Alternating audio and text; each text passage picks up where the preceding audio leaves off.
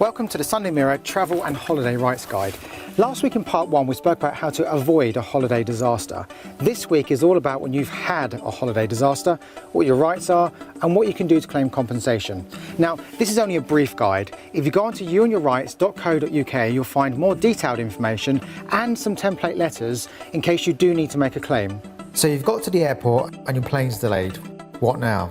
If you're travelling within the EU, or if you're travelling with an airline which is based within the EU, such as British Airways being based in the UK, you've got some rights. Now these rights apply if you're travelling less than 932 miles and your flight is more than 2 hours delayed, or you're travelling between 932 and 2,174 miles and your plane is 3 hours or more delayed, or for any flight that is 4 hours or more delayed. Now if any of these apply to you, you've got a right to free meals and refreshments to be provided by the airline, free of charge phone calls, and if that delays overnight, the airline must put you up in free accommodation. If you turn up at the airport and your flight's cancelled, you have the right either to a full refund or to an alternative flight. Now if the airport you're travelling from is within the EU, or if the airline you're travelling with is based within the EU, again such as British Airways based in the UK, then you will also be entitled to additional compensation. Now the amount you'll get will depend upon how long it takes you to get the alternative flight and how far you're travelling, but you can get anything up to £500 compensation. So you've got off the plane and you've gone into baggage reclaim and they've lost your baggage. Every passenger's worst nightmare. What now? Well, there's something called the Montreal Convention, and what that says very plainly is that if the airline checks your bags in so they accept them, they're responsible for them. In plain English, if they lose them, they're going to have to pay.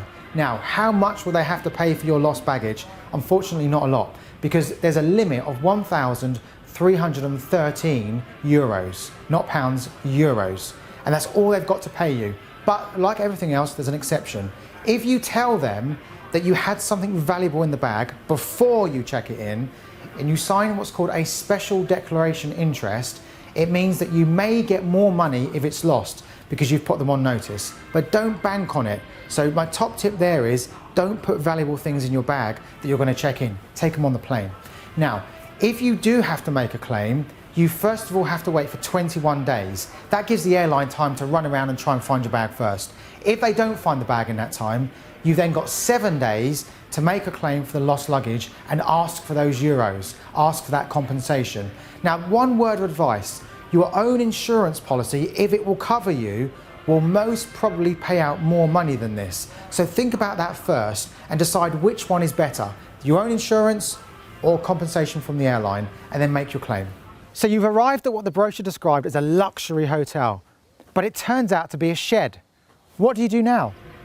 Well, if you booked a package holiday, then you're going to be protected by what's called the package travel regulations. Now they say that firstly, the holiday must be as described. So how it's described to you, it must fit the bill.